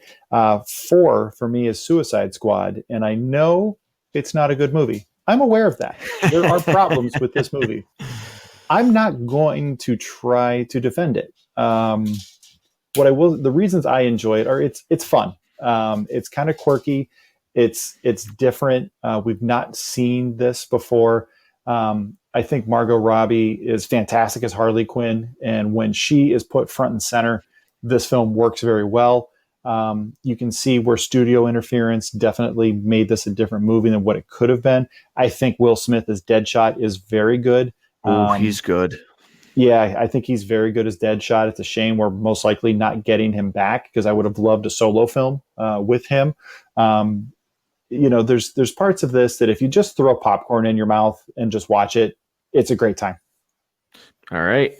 Number 4. So listeners, Rob might be shocked here because we talked before this, and after talking, I have gone through and I actually kind of changed up my rankings, thinking about what we've talked about. There's some changes. So this is going to show how much I don't like some of these other movies. I actually, at number 4 now, I have Aquaman, which I actually had as number 6 when Rob and I first talked. But I can go back and appreciate that it was fun. I think there's some really poor CGI. I think the ending fight is way over the top and goes on for far too long. But at its core, I like the movie. I like the story of Arthur Curry and his journey.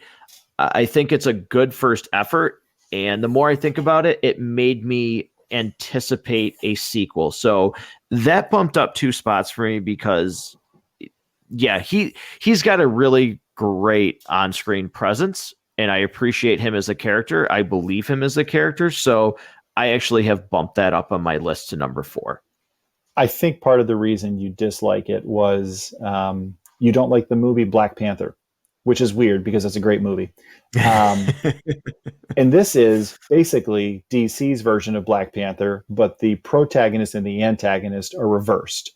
In DC, the outsider whose one parent came from inside and one parent came from the outside is technically the rightful heir to the throne, doesn't necessarily want it, but comes back and has to take it, as opposed to the Marvel version where the outsider who has one parent from the inside of this world and one parent from the outside is the usurper and is trying desperately to take it and is the antagonist. It's got a lot of very, very similar beats between Black Panther and Aquaman, but I actually like both films a lot. Okay. What is your number 5? So number 5, I have Man of Steel. I think it's a perfectly fine movie. It's not something that I'm going to rewatch over and over again. It's kind of a different approach to Superman. I can remember when this came out, I'm like, didn't we just have a Superman movie not that long ago and we're rebooting it already? Which is kind of the same thing every time we get a new Spider-Man movie. I'm like, didn't we just reboot Spider-Man? Like, it kind of feels like that a little bit at times. But I thought they were trying some things that were a little bit interesting and a little bit different. And I too liked Kevin Costner, and I liked Amy Adams, and I like Henry Cavill in this. I like the cast overall of this film. All right. So here's where it gets interesting, because this is going to show you how much I don't like the other movies. Number 5, after I just spent a good hour and 10 minutes bagging on it, Batman v Superman, Dawn of Justice. I'm not going to go into any further reasons because I think my time explained would be for why I can't stand the other nominees on my list. So number 6, Rob. So we still have 4 movies to go, and a movie we just spent at least an hour and a half talking about everything that doesn't work is is number 5, and we have 4 to go. Number 6 for me is Justice League. If you want to know why it's not a good movie, I've let all of my thoughts know on our recent episode that we recorded together not long ago. Yep. Number 6 for me. Again, this is a shift. Suicide Squad.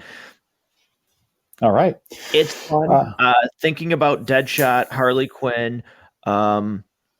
It's more, I guess, thinking back and talking about the DCEU.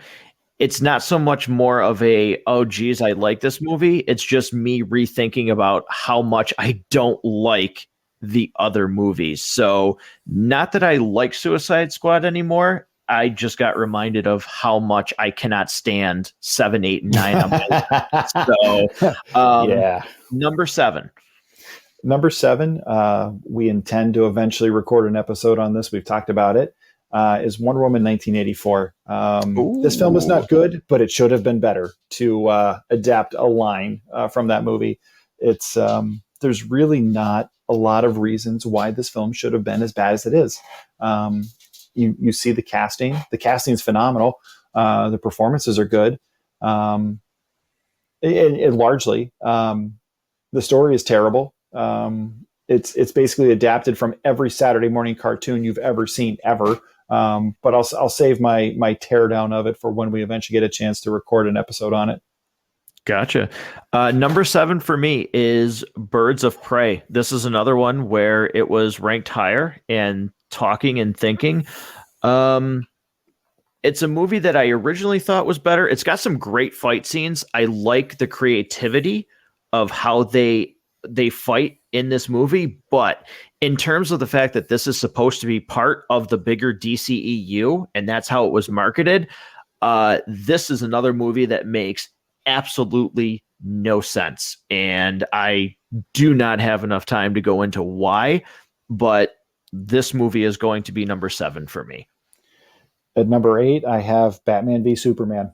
For all the reasons we just covered, not a lot works. Ben Affleck is great. There's little bits here and there that you can have that are pretty good, but largely it does not work. All right. Number 8 for me is Wonder Woman 84, for a movie that I was anticipating, for a movie that the original, well, I shouldn't say the original, it's not like this is a remake, but the first movie is number 1 on my list. This is about as disappointing as you can be. It seems like a break in character for Diana. I actually think she goes backwards, and not that heroes can't go backwards in their story. This is another one where I will say some of it to me, like we talked about with Batman v Superman, it didn't seem earned. And the reason why I have it lower than Batman v Superman is because I cannot believe that the same person made the first Wonder Woman and made the second Wonder Woman, because it's like two different movies to me. So this one stings a lot more, considering it's not like the director changed. So I was incredibly shocked by how much I did not like this movie. And Rob, I remember, to just really quickly with this one, when we first watched it, I think we both said to each other, like, did you find yourself like looping out of it at parts of the movie? Like, there were times where I was like, oh yeah, I'm watching this. Like, I literally blanked during watching this. About 3/4 of the way into watching this movie, my wife and I just kind of looked at each other and were like, this is crap, right? Yeah, this is crap. Like, this is disappointing. I for a lot of the reasons you said, I'm going to echo. The first movie was so good, and I have it ranked very high in my pantheon of superhero films, regardless of cinematic universe. And you're right, all the creators are there. They didn't recast Wonder Woman. Like, she's still there, and she's still great in the role. But so much of this is just not well thought out, and it's a shame, because we need more female-led characters in superhero movies. We need more of this, and for this movie to fall as flat on its face as it did, was certainly a disappointment. Yeah. So that brings us to number 9. So number 9, the only thing left, Birds of Prey. I cannot remember one single thing I like about this movie, other than more Margot Robbie as Harley Quinn, because I sort of like her as that character. I cannot really, I think Ewan McGregor's in this. Outside of that, I cannot remember anything about this movie, because it left that little of an impression on me.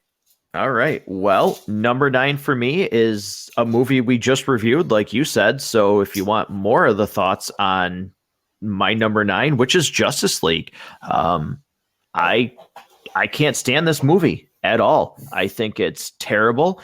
I think it's completely choppy. There's things that do not make sense from the end of Batman v Superman, which we got into. That the tone of this movie, obviously we've talked about the changes that were made, but yeah, to me, as a movie, again, I'm taking this as a whole as, boy, this should be something. You have, just like Batman v Superman, which I have ranked higher, I'm willing to forgive some of it. This should just be an event, and this thing was a dud. Like, this movie didn't even crack 200 million domestic. And anybody who follows the box office knows that 200 million domestic for the Justice League should have been a home run. I mean, Batman v Superman did 367. This movie couldn't crack 200. That just shows you how much this movie did not resonate with anybody, even the fans. Wouldn't support this movie. So if you want to know more on our thoughts on Justice League, obviously, like Rob said, we just reviewed that movie, but to me, that is number 9, hands down. It's the most disappointing out of the bunch to me.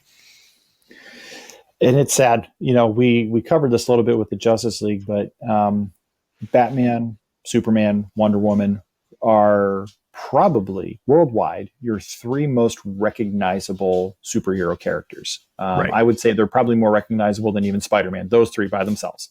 And for us not to have more than, how many of these 9, how many would you actually call good movies? I would say 3. Yeah, no, absolutely. It's a third. A third of their universe is actually good. A third is utter, absolute dumpster fire bad. And the middle third is Okay. Right. Yeah. No, I mean it's interesting, but with this, it's certainly, again, Rob, you said your expectations have kind of, because we talked yesterday, and your expectations, and well, not expectations, but your excitement level for the Snyder Cut was pretty high, actually. And now watching this, and like you mentioned, well, you gave him the keys to the kingdom, and I don't think he added anything to the Ultimate Edition. And now we're getting a movie that's 1 hour longer than what we just watched. I think this is going to be very interesting. And listeners, we're going to be doing a episode of the Snyder Cut. I can't wait for it. I think, Rob, you're still very much looking forward to being like, okay, let's just see. To me, it's all about, okay, whether it's bad or good, I'm just glad we're finally getting to see what the vision was supposed to be. If it's bad, oh well, it happened. But I'm just one of those people that I need to see the vision seen through. Even though we might not get anything from it, I just need to see what this movie was supposed to be. If this is, we've never seen anything like this, where a film that's been out of theaters for this long is being re-released with the original director back with his original intent. Like this is so unprecedented. Like there's not even anything you could go off of in the history of film to be like, oh yeah, it's kind of like this. Like this is just such a wild concept they're going with. And if for no other reason than it's never been done before, I hope it works. Like I hope it's really good. And then I hope we get the Snyder cut of like Kingdom of the Crystal Skull and go back and find other movies that were terrible and just release a Snyder cut version where they go back and reshoot some things and make it not terrible now.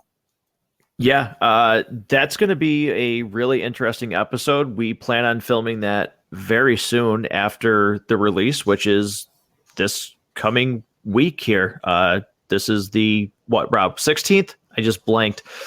Well, as we recorded, it's rolled over into the 17th. But yeah, this we're on Wednesday the 17th. So in about 24 hours or so, depending on when they decide to actually load it to HBO Max. But at some point on Thursday, we will be able to watch it if you can if you have 4 hours of time to give to it. Yeah. So it's going to be interesting. So listeners, this is going to conclude the Batman v Superman episode for Matt Goes to the Movies. As always, Rob, thank you so much for joining. Listeners, we've had a lot of new episodes coming out with WandaVision. We just did Justice League.